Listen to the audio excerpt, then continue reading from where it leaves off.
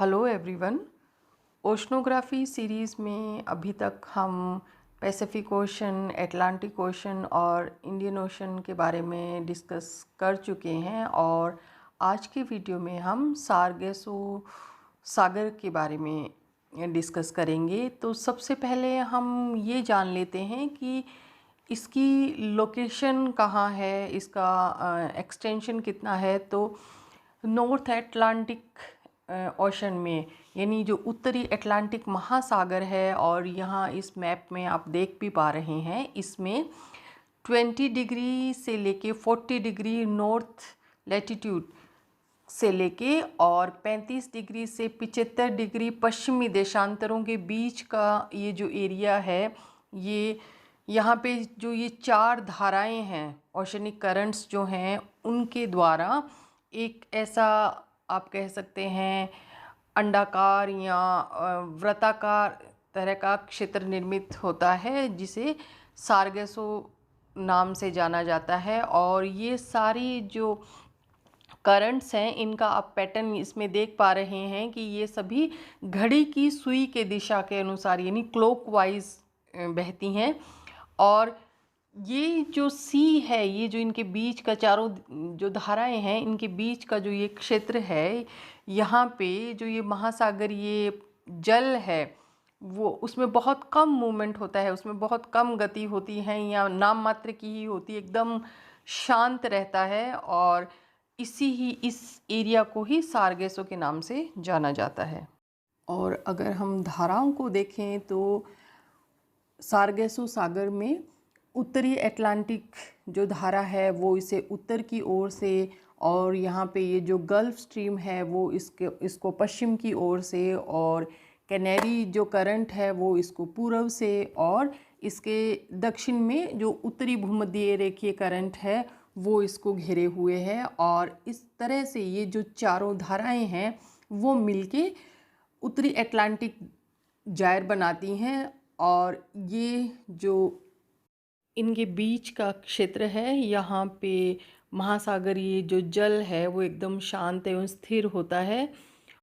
और अगर हम इसके एक्सटेंशन की बात करें तो ये सारगेसो सी का जो एरिया है वो लगभग 1100 किलोमीटर चौड़ा और 3200 किलोमीटर लंबा है। और वर्ल्ड फेमस जो बर्मुडा ट्रायंगल है वो इस समुद्र के पश्चिमी किनारे के पास लोकेटेड है।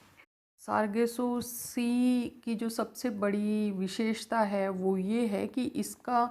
जो पूरा सरफेस है उस पे सारगेसम नाम की एक सीवीड होती है, यानी समुद्री घास होती है, जो इसके पूरे एरिया में फैली हुई है। और इसी वजह से इस एरिया का जो नाम है वो सारगेसो सी पड़ा। सारगेसो जो शब्द है वो पोर्टुगीज़ लैंग्वेज के जो शब्द है सारगेसम, जिसका मीनिंग होता है सागरीय घास, उससे लिया गया है। और जैसा कि हम पहले बात कर चुके हैं, इस सागर की सतह पे जड़ विहीन यानी ऐसी सीवीड होती है जिसकी रूट्स नहीं होती हैं, वो केवल इसकी जो सागरीय सतह है उसके ऊपर तैरती रहती है। और जो सारगेसो सी है उसकी जो बाउंड्रीज़ हैं, यानी उसका जो एरिया है उसमें जो किनारे का क्षेत्र है वहाँ पे ये घास कम होती है, और इसके जो मिडिल वाला पार्ट है, मध्यवर्ती जो भाग है, वहाँ पे ज़्यादा घास मिलती है। और यदि हम सारगेसो सागर की उत्पत्ति के जो कारक हैं उनको देखें तो इनमें सबसे पहली बात जिस पे हमारा ध्यान जाता है वो ये है कि यहाँ पे जब हम नॉर्थ अटलांटिक ओशन की जो शेप है उसको देखते हैं तो हम ये पाते हैं कि यहाँ पे ये जो महासागर है वो दूसरे जो महासागर हैं, जैसे कि प्रशांत महासागर है और हिंद महासागर है, उसके मुकाबले ये संकड़ा है, यानी ये नैरो है यहाँ पे और इतना फैला हुआ नहीं है। एक तो ये इसकी वजह है, और दूसरी इसकी वजह है ये है कि जो चारों धाराएं हैं उनके कारण यहाँ पे एक ये सर्कुलर पैटर्न बन जाता है, जिसकी वजह से यहाँ का इन धाराओं के बीच का जो एरिया है उसका जो पानी है वो इस महासागर के जो दूसरे एरिया के पानी है या जल जो है उससे वो मिक्स नहीं हो पाता, मतलब मिश्रित नहीं हो पाता, और यहाँ का जो जल है वो शांत एवं गतिहीन रहता है। इसकी वजह से ये जो सागर है उसकी उत्पत्ति के लिए ये कारण भी एक उत्तरदायी माना जाता है। तीसरा जो मेन रीज़न है वो ये है कि ये जो पूरा एरिया है, यानी सारगेसु सी का जो ये पूरा एरिया है वो, उसके अगर हम विंड पैटर्न की बात करें तो यहाँ का ये पूरा एरिया एक ट्रांजिशन जोन में आता है, जहाँ पे पछुआ तथा व्यापारिक पवने हैं उनके बीच का ये संक्रमण प्रदेश है। इसकी वजह से यहाँ पे एंटी साइक्लोनिक जो कंडीशंस होती हैं वो प्रिवेल करती हैं, यानी यहाँ पे प्रति चक्रवातीय दशाएं हो जाती हैं, जिसकी वजह से पवने हैं वो धीमे या बहुत मंद गति से बहती हैं। तो जब पवने जो हैं वो धीमे चलेंगी या मंद गति से बहेंगी तो उसकी वजह से भी वो समुद्री जो सतह है उसके जल पे अपना प्रभाव नहीं छोड़ पाती। तो उसके कारण भी यहाँ का जो जल है वो अटलांटिक महासागर का जो अन्य क्षेत्रों का जल है उससे वो मिक्स नहीं हो पाता।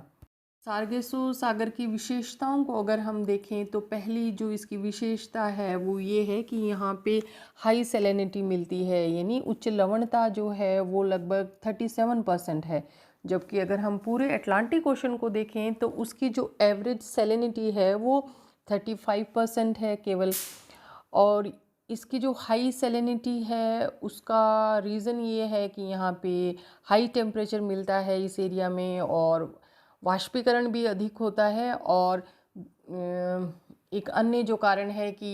यहाँ का जो जल है वो अटलांटिक महासागर के अन्य क्षेत्रों के जल से मिक्स नहीं हो पाता। इसकी वजह से ये तीनों जो फैक्टर हैं इसकी वजह से भी ये हाई सेलेनिटी यहाँ मिलती है। इसके अलावा एक फैक्टर ये भी है कि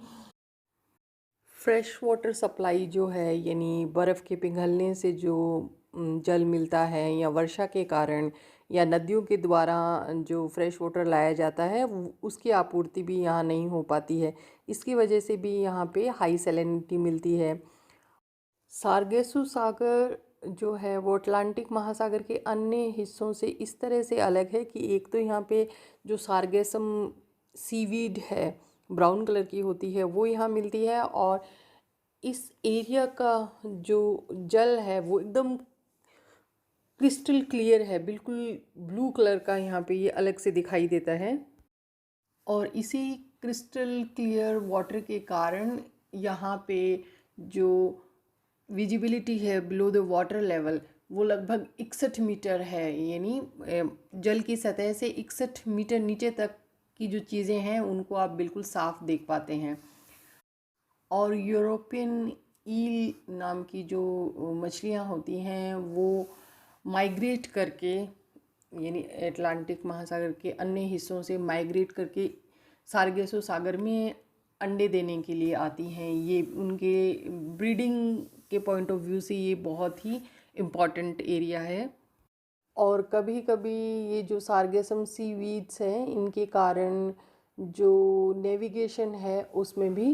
प्रॉब्लम आ जाती है।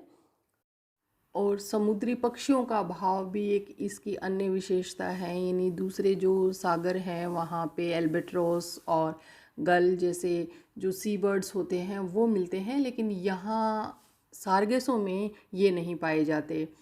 और सबसे इम्पॉर्टेंट अगर हम कहें तो इसकी जो विशेषता है वो ये है कि वर्ल्ड के जो सारे ओशंस और सीज़ हैं उनकी फिक्स्ड लैंड बाउंड्रीज़ हैं, लेकिन सारगेसु सी एकमात्र ऐसा सागर है जिसकी कोई ज़मीनी सीमा नहीं है। और अगर हम सारगेसु सागर के करंट सिनेरियो को देखें तो जो चारों करंट्स हैं जिनके बीच में सारगेसु सी की लोकेशन है वो चारों करंट्स मिलके इसके जो चारों तरफ का जो कोस्टल एरिया है जहाँ से ये करंट्स आती हैं वहाँ का पूरा जो प्लास्टिक का कचरा है उसे लाके वो इस सारगेसु सागर में डंप कर देती हैं, और वो प्लास्टिक का कचरा यहाँ पे फिर इस सागर में तैरता रहता है। और इसी की वजह से जो क्रिएचर्स सारगेसु सी को ब्रीडिंग ग्राउंड या नर्सरी के रूप में यूज़ करते हैं, जैसे कि ईल्स या टर्टल्स और अदर जो क्रिएचर्स हैं उनके एग्जिस्टेंस को एक बड़ा थ्रेट उत्पन्न हो गया है।